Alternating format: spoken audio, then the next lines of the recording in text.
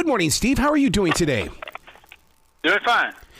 Dude, I got to tell you right from the very beginning here, one of the reasons why I really enjoy reading your books is the way that you and your editors, as well as your publishing company, the font that you use inside your books. I don't have to always put on my readers. I love that you have chosen to do it this way. Yeah, I wanted a little bigger font, and that's one thing I pushed for, and they were really good about putting a bigger font on there. It's so important because it keeps me inside your writing, and I don't want to feel something across the bridge of my nose. When I'm going into your story, I want to be right there with you. Yeah, that's the whole idea. That's what I want. I want you to be with there too, and I don't want you to leave the story. I want you to stay in. Yeah. You don't want to ever throw the reader out of a story. It's so true.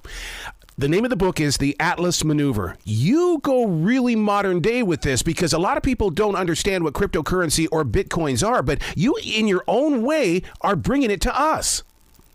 That's what I'm trying to do because I didn't know anything about it either. I didn't know the first thing about Bitcoin, but it fascinated me, and I wanted to do a thriller with it, and this book is probably one of the first thrillers I've ever seen where Bitcoin is the plot. Yeah. And the reader's going to learn all about how it works in a very easy way you can comprehend it because I had that same problem. So that's part of it. I want you to have a good time, I want you to be entertained, but I also want you to learn a little something too. Yeah, well, Cotton gets in on this game real quickly. I mean, I love the way that it's like, okay, here we go. I'm going to show how straight I am, but at the same time, I'm going to go in there and I'm going to get my job done. But there's a twist in it. There's a twist because he comes face to face with something he never thought he was going to ever see again. And this book deals with him dealing with an emotion that he doesn't have a lot of experience with, and that's the emotion of regret. Yeah. And he has to deal with that, and there's a lot happening here with Cotton. I try to do that in every novel. I try to do something new in Cotton's personality that I've never explored before. So this one was interesting. It sets up some things that are going to be coming down the road in some later books. So you have to be thinking about the future while you're putting these things together then. You can't just be in the presence of what is right now. No. I stay 2 to 3 books ahead of you, so wow. I'm always thinking down the line where I want to go. And so there's a surprise at the end of this book, which is not really an end, it's more a beginning. And it's going to begin some things that are going to send Cotton down an interesting path over the next 3 years. One of the things that's interesting about your writing is that you don't let us forget about the past. I mean, right now, there's a mystery here from World War II, which really caught my attention quickly because my dad fought in World War II. I like how you go into history and you bring it to us. That's the whole idea. That's my niche. I take something from the past, something forgotten, something you may not know anything about, but I hope you want to know more about. Yep. And I weave a modern-day thriller around that thing. And here it's Yamashita's gold, which is a great treasure from World War II that was hidden by the Japanese in the Philippines in 1945, some of which was found after the war by the American intelligence community and used for some very interesting purposes. And all of that, most of that gold's never been found. And it gets caught up in that with Yamashita's gold and with the world's oldest bank and with the CIA and a war between the two of them, which Cotton gets right in the middle of. So that's kind of my thing, yeah. How do you keep continuity going? Because Cotton's always getting into something, but yet when you start talking about the Yamashita gold and the history and things, how do you keep that continuity? Well, I have to think the plot through, and I have to make sure that I'm writing a novel that's going to entertain you, yeah. And I have to have a story, and I have to have these characters doing things that is believable in a sequence that's believable, that comes to an ultimate climax that's believable. So all of that's part of plotting the book, and that's what kind of keeps me up a lot, thinking about those things and how they're all going to play out and how they're all going to be. When listeners go into a bookstore and they pick this book up, their eyes are going to be attached to this thing called the Black Eagle Trust. Man, they're going to have to get into it and figure out what this really is. Yeah, because it actually happened, and the question is, how far did it go, and what did they actually do? It's very interesting stuff because the OSS found some of that gold, we know for a fact, and they did not tell a soul. They kept it, and the CIA inherited that gold when the CIA was created in 1948, and this Black Eagle Trust was around for a long time, and some people say it's still around even today.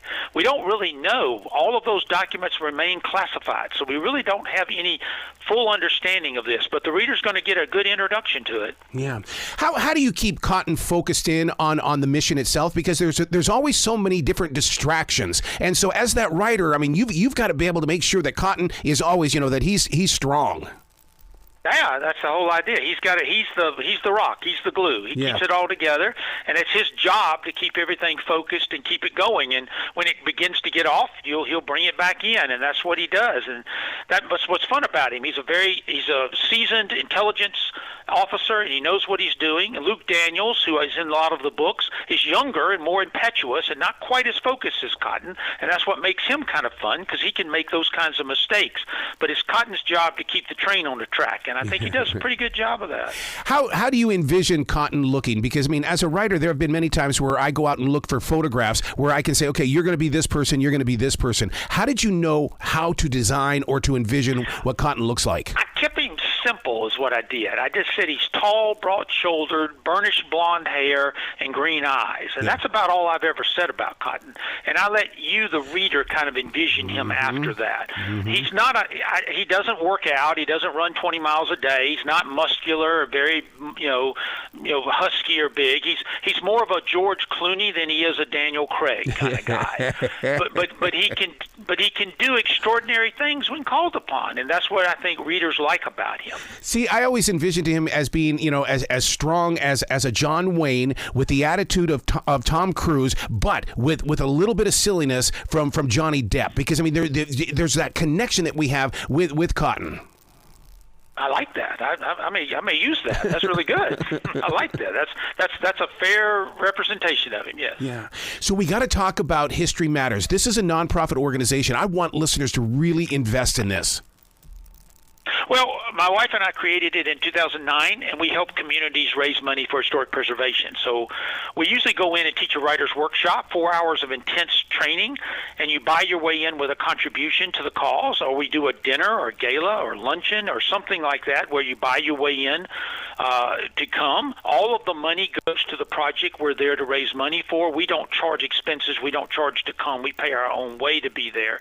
We've raised about $3 million for about 80 projects around the country, and so we've done pretty good, and we'll keep doing it. If someone has a project, they can go to my website, steveberry.org, click on History Matters, send me an email, and we'll see if we can come help you.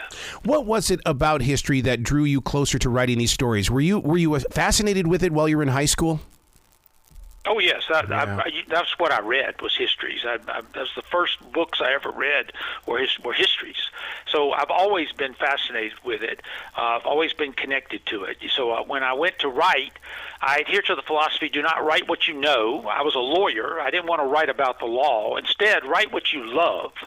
What you know and what you love are the same thing. Great, but it wasn't for me. See, I loved action, history, secrets, conspiracies, and that's what I wrote. Oh, my God. And that's what I'll keep writing. Oh, and it comes through these pages. And once again, thank you so much for this font because it is so important to my reading.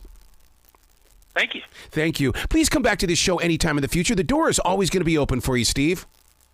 I appreciate it. We'll be back next year with another Cotton book, and we'll come talk to you then. I love it, man. You be brilliant today. Thank you.